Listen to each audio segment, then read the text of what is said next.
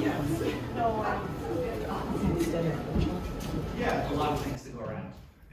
All the people that are featured in the show, today we're showing the breathing lands, about Ontario's peatlands, and then the world's oldest water. For the breathing lands, just incredible organizations like the Wildlands League, the Mushkegowuk Council, and the Mushkegowuk Cree, who invited us into their homeland to share their story, and all the incredible scientists who are studying peat and trying to get the word out about how important these ecosystems are, and we hope that this episode can be part of that movement to encourage more protection of the peatlands. And then this incredible story of the world's oldest water right here in Ontario. And I think that's been one of the most amazing parts of this fifth season is doing it all here in Ontario. We did our fourth season in 2017, so it's been a while since the fifth season came out, and we weren't sure we were going to do another one until the pandemic, basically. It was 2020. We were working on more of our IMAX films at SK Films. So at SK Films, the core of the company is producing and distributing IMAX giant screen films, educational, science-based films, wildlife that play at science centers and museums and aquariums all over the world. We were working on a lot of those projects, and then when COVID hit, we couldn't travel. Everything in the whole world changed, and TVO, we were talking with them about potentially doing a fifth season, and it's just like, why don't we just do it all in Ontario? We can't even travel that much, and we have so much water here and so many stories to tell, so it was a real privilege, and we're so fortunate to be able to do a fifth season and focus all in Ontario. We think it's our best season yet, and we're just so excited to be able to share it with all the people of Ontario and the world. So we're going to stream 2 episodes, the breathing lands, the world's oldest water, and then we're going to do a Q&A session afterwards. So if you have any questions, please think of anything while you're watching them. We'll answer them. And then we have some gifts and giveaways, some posters, some cool stuff from one of the episodes we want to share with everybody. Are just like that, or maybe even places that create even cleaner water. We don't know. I think why we wanted to include that is it's one of the incredible mysteries there are about groundwater, and it's amazing to think we don't have these answers yet. You would have thought we would understand our groundwater better. We rely on it so much. So many of us drink groundwater or eat food that was grown with it, yet we know so little about it. Canada has a lot of it, but one of the biggest things, we didn't get too much into it in this episode, but just the over-extraction of groundwater around the world is probably one of the most concerning sort of water issues on the planet right now, because so much of the world grows their food with groundwater, and we know the aquifers are depleting, but we don't know. So we can't put dates on when they'll be depleted, or we don't know when. So there's these times that could happen in many of our lifetimes where major aquifers, and we knew we wanted to make documentaries about topics we were passionate about, and every time we were talking about new ideas, it was just that this theme emerged where everything was connected to water, and that's kind of true about everything on our planet. Every story you read in the news, you can definitely connect it to water, and then we were kind of amazed that there wasn't more. Water's the most important thing on the planet, yet there was very few TV shows or even documentaries that were really focusing on it or trying to connect these different stories together. We thought, we could do a TV series, Thank you.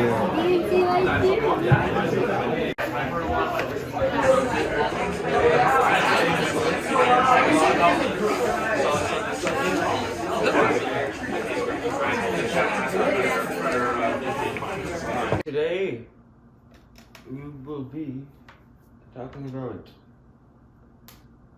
the Water Brothers. So these are 2 brothers who made a TV show about water in the earth, and not in the earth, but just water in general, about how it works and problems that revolve around water. I was invited to see two episodes of the show.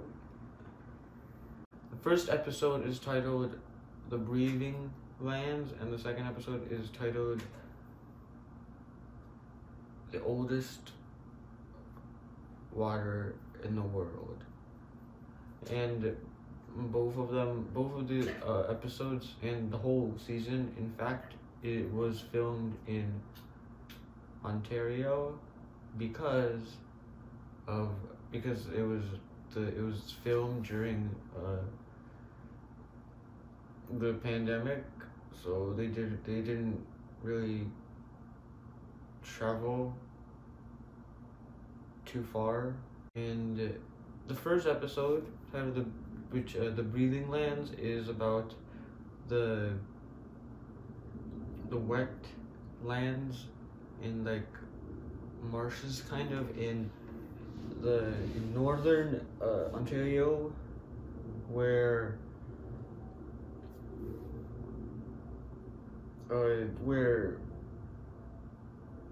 because of global warming there seems to be a kind of imbalance that can create really big fires because of the way that the soil is structured, and also there is very clean water in the north of Ontario. It might get polluted and stuff. The second episode is the oldest water in the world. It talks about how water is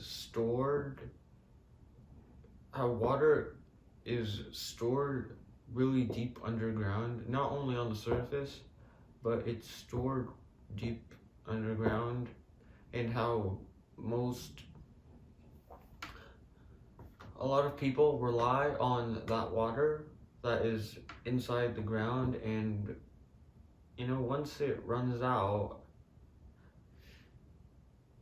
what's gonna happen? The water on the surface is probably gonna get polluted.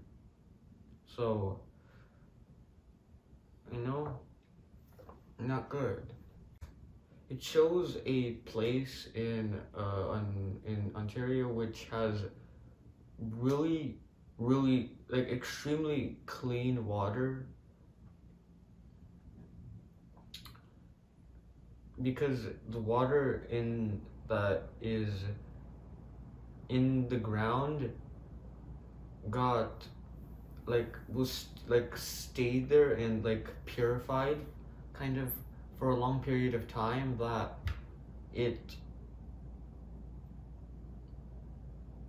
it's really, really clean, even though it's inside the ground, which is pretty dirty, I feel like. So it pretty much, they talk about how that water is also kind of, if they mine stuff in those areas where there's really clean water, then it might kind of mess with it might ruin the people. There are scientists who study this water, and if there's pollution in mines, if there's pollution and mines that is around that water, the pure water that scientists are studying might get destroyed.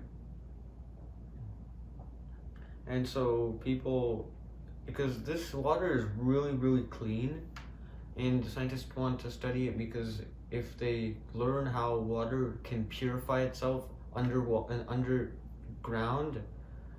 then they can use that information to, you know, find other places in the world with clean water, and it might also like teach scientists on how they can purify water naturally. I really feel that water is good, and and people should not waste it. And I feel like there are people that are kind of ignorant to the fact that there's kind of pollution. So if you're interested about water, I would recommend you check out the show.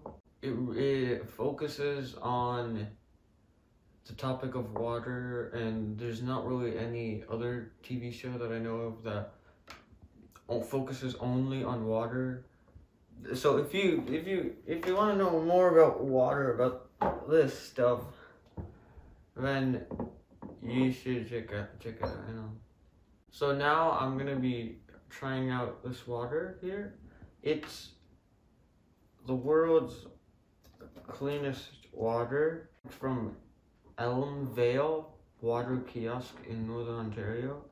This water is supposedly cleaner than 5,000-year-old Arctic ice, because you know Arctic ice is said to be like really old Arctic ice was pretty clean because of the freezing and how the water works. It really purifies, and the atmosphere kind of makes the water really clean, and this is cleaner than that, so that's really interesting. Okay, time to drink this very clean water. I'm gonna give my review of it.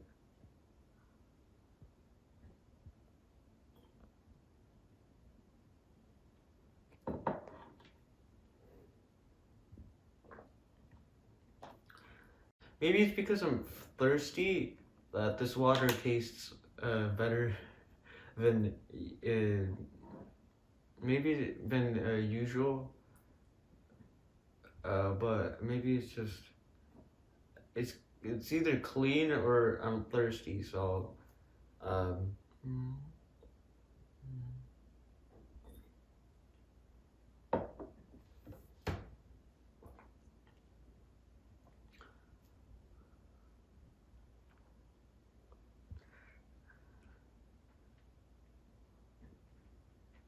well, yeah, I can say that's clean.